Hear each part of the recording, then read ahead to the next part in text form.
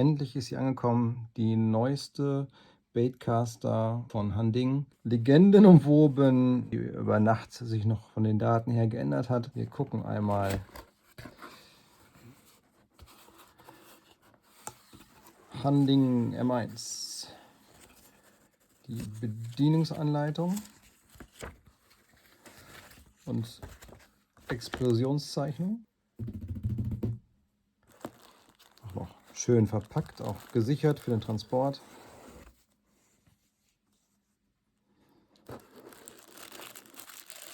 Und da ist sie. Meine Variante, die Linkshand.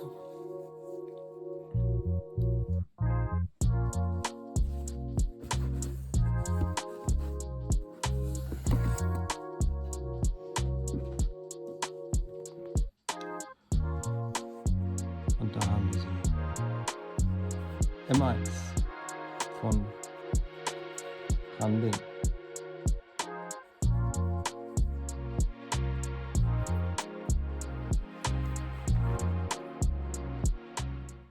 Der erste Eindruck ist super. Alleine schon die mutige Optik, hier Leimfarben zu nehmen, Limettenfarben zu nehmen, diese ganzen Details auch noch mit unterzubringen, alleine schon am Spulenrand auch noch mal die Farbe mit unterzubringen, das ist schon ziemlich ansehnlich. Insgesamt ist es von der Haptik her ein wirklich tolles Gefühl. Laut Hersteller ist es ein Graphit-Gehäuse, was noch mal ein bisschen Gewicht auch reduziert. Wobei zum ersten Eindruck auch gehört, das Ding ist ein Klopper. Also man nimmt es aus der Verpackung und denkt sich, was kommt da denn an? Weil man ja auch mittlerweile ganz andere Gewichte gewöhnt ist im Vergleich zum Beispiel zu der Cicir Mansory oder der Flyplum, die ich gleich noch im Vergleich dazu halten werde. Das sind schon Leichtgewichte hiergegen. Diese Rolle hier hat ein Gesamtgewicht von 207 Gramm ohne Schnur. Insgesamt Spaltmaße völlig in Ordnung. Da ist nichts dabei, was irgendwo auffällt oder wo man hängen bleibt. Spannend ist, dass die Öffnung für die Sideplate hier vorne beim Griff ist. Allerdings kommt man hier auch nicht bei, weil der komplett in das Gehäuse reingeht. Also der steht nicht ab oder sowas. Insgesamt, also erster Eindruck wirklich gut. Von den Geräuschen und von dem, was es macht und was es kann. Sampa hier vorne, der macht ein Geräusch, ist auch entsprechend diese Rolle ein entsprechender Gegendruck. Dann das Rollen selbst.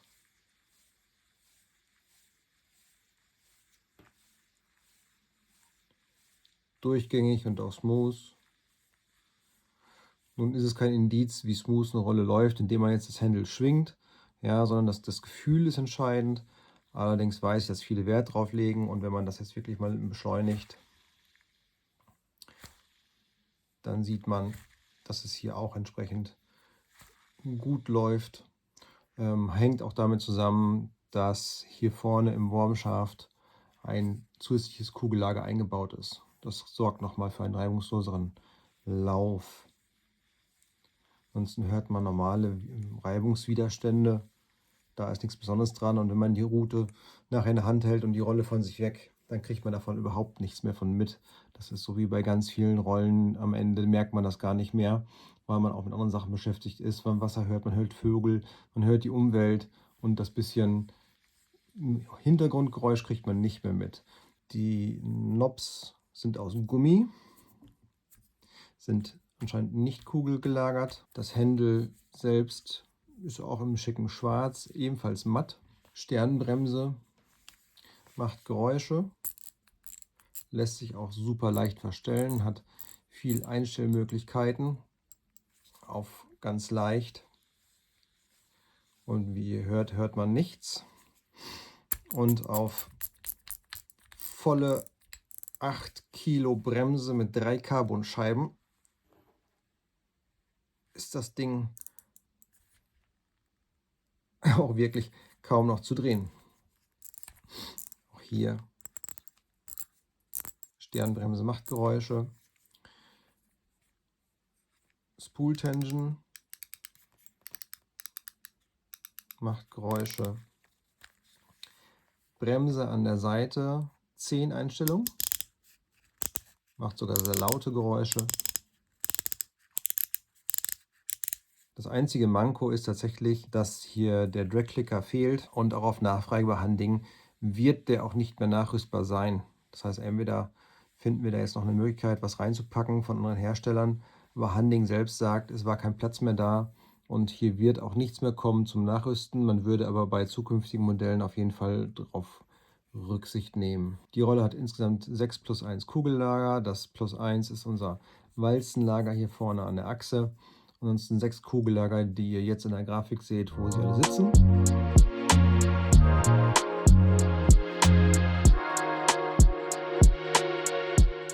Wie gesagt, 207 Gramm Gesamtgewicht. Die Spule hier vorne wiegt 13,6 Gramm und hat ein angegebenes Wurfgewicht von 4 Gramm bis 42 Gramm.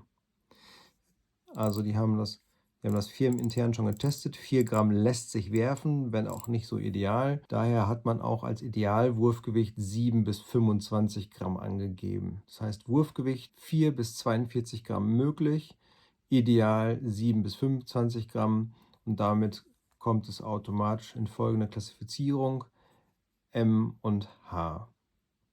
Die Übersetzung ist 7,2:1, das heißt mit einer Drehung hier der Kurbel dreht sich die Spule 7,2 Mal. Auf der Vorderseite sehen wir jetzt die Besonderheit dieser Rolle und zwar hat sie ein Double Guide Shaft oder Double Guided Shaft. Hier vorne die Schnurverlegung ist einmal hier und einmal hier doppelt durch einen Schaft gesichert. Dadurch ist hier vorne die Schnurführung besonders gesichert, besonders stabil, was zum Gesamteindruck der Rolle auch passt.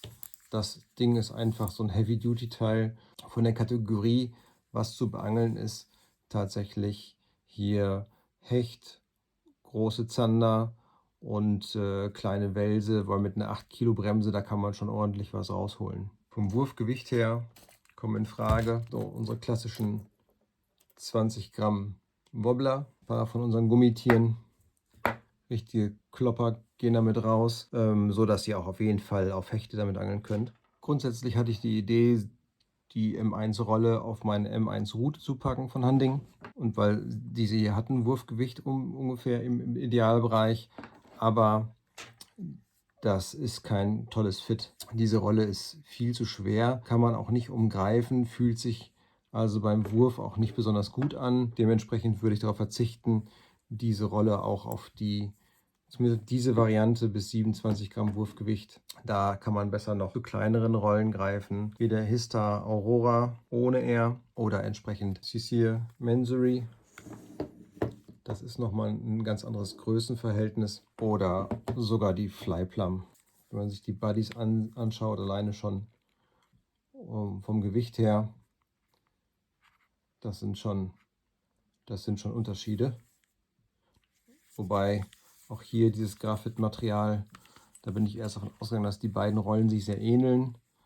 Allerdings sind das schon richtige Unterschiede. Hier nochmal ein Vergleich zu der Cecil. Man muss natürlich auch sagen, die wirft jetzt hier, die werfen alle im Idealgewicht, werfen die alle so ihre 30 Gramm mit der Deep Spool. Und diese hier, die hat dann nochmal 12 Gramm mehr. Sind also Unterschiede. Daher würde ich jetzt die M1-Rolle eher auf so Routen packen mit Wurfgewicht so 10 bis 40 Gramm. Ich glaube, da fühlt sie sich richtig wohl und kommt dann auch voll zur Geltung. Auch da kann man eine ordentliche Schlappen mit raushauen und hat dann auch die Kapazitäten entsprechend die Fische, die dann da auch dran gehen, auch rauszuholen.